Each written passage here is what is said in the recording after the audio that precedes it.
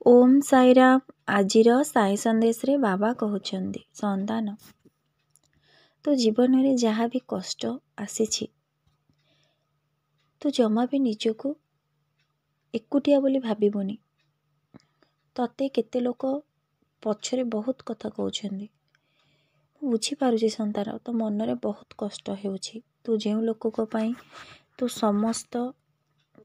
ସମସ୍ତ କର୍ତ୍ତବ୍ୟ କରିଥିଲୁ, ତୁ ସବୁ ଜିନିଷ ତାଙ୍କ ପାଇଁ କରିଦେଇଛୁ, କିନ୍ତୁ ସେଇ ଲୋକମାନେ ଯେତେବେଳେ ତୋତେ ପଛରେ କହୁଛନ୍ତି, ତୋତେ ବହୁତ ଦୁଃଖ ଲାଗୁଛି।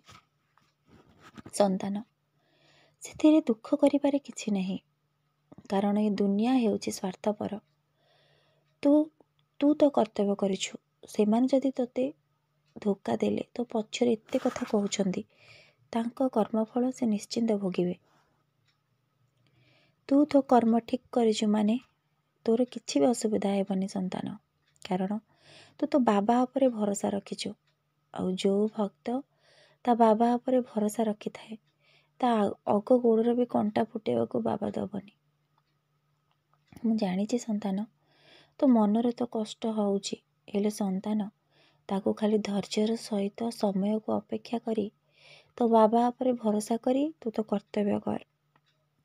ଆଉ ଯେଉଁ ଲୋକ ତୋ ପଛରେ କହୁଛନ୍ତି, ସେ ନିଶ୍ଚିନ୍ତ ବୁଝିପାରିବେ। ଅନ୍ୟ ଲୋକକୁ କଷ୍ଟ ଦେଲେ ସେ କଷ୍ଟଟା ନିଜ ଉପରେ କେତେ ଭାରି ପଡ଼େ। ତୁ ଜମା ବି ମନ କଷ୍ଟ କରନି ସନ୍ତାନ, କାରଣ ଏ ଦୁନିଆଟା ସ୍ୱାର୍ଥପର। ଏ ଦୁନିଆଟା ହେଉଛି ଗୋଲ। ତତେ ଯଦି କିଏ ଖରାପ ତୋ ବିଷୟରେ ଚିନ୍ତା କରୁଛି, ତୋ ବିଷୟରେ ଖରାପ କହୁଛି, ସେ ନିଶ୍ଚିନ୍ତ ଘୁରି ଘୁରିକି ତାରି କଥା ତା ପାଖେ ହିଁ ପହଞ୍ଚିବ ସନ୍ତାନ। ତୋର ଏଥିରେ ଦୁଃଖ କରିବାରେ କିଛି ନାହିଁ।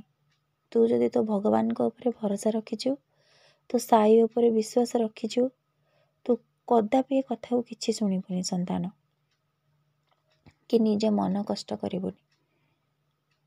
ତୋ ବାବା ତୋ ସହିତ ସବୁବେଳେ ରହିଛି। ମୁଁ କହିଛି ସନ୍ତାନ, ତୋ ସୁଖରେ ଦୁଃଖରେ ଭଲ ମନ୍ଦ ସବୁଥିରେ ତୋ ବାବା ତୋ ସହିତ ରହିଛି। ତୁ କାହିଁକି ଅନ୍ୟ ଲୋକଙ୍କ କଥାକୁ ଏତେ ଭାବୁଛୁ? କିଛି ଭାବିବା ବି ଦରକାର ନାହିଁ। ଆଉ ତୋତେ ମୁଁ କହିଛି ସନ୍ତାନ, ତୋ ଦ୍ୱାରା ଯେତିକି ସମ୍ଭବ ତୁ ସେତିକି ଗୋଟେ ଲୋକ ପାଇଁ କରିପାରିବୁ। ଯେତିକି ତୋ ଦ୍ୱାରା ସମ୍ଭବ ପ୍ରଥମେ ନିଜ କଥା ଦେଖିବୁ, ତାପରେ ଅନ୍ୟମାନଙ୍କ କଥା ଭାବିବୁ। ହେଲେ ତୁ ତୋ ନିଜ କଥା ନ ଦେଖି ତୁ ଅନ୍ୟମାନଙ୍କ ପାଇଁ ନିଜର ସର୍ବସ୍ୱ ଦେଲୁ। ଏବେ ତୁ ତା କର୍ମଫଳ ଭୋଗୁଛୁ, ତୋତେ କଷ୍ଟ ହେଉଛି। ହେଲେ ସନ୍ତାନ, ତୁ ଜମା ବି ଦୁଃଖ କରନି। ତୋ ବାବା ତୋ ସହିତ ଅଛି, ତୋର କେବେ ବି କିଛି କ୍ଷତି ହେବନି।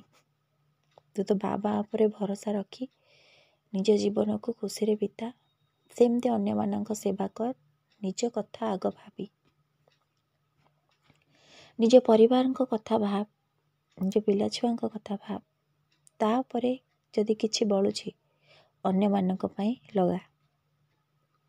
ମୁଁ ଜାଣିଛି ସନ୍ତାନ, ତୁ ପାରିବୁ।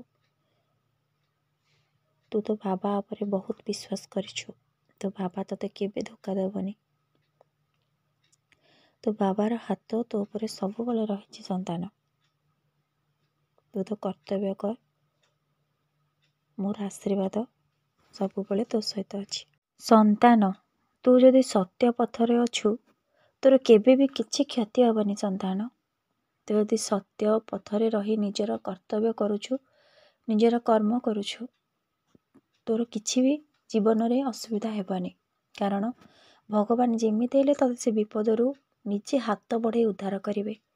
ଯଦି ସବୁଆଡ଼ୁ ଆଶା ତୁଟି ଯାଉଛି ନା, କେବଳ ଭଗବାନଙ୍କୁ ହାତ ଟେକି ଦେ। ପ୍ରଭୁ, ସବୁ ତମରି ଉପରେ ମୁଁ ଛାଡ଼ିଲି, ତମେ ଯାହା କରିବ।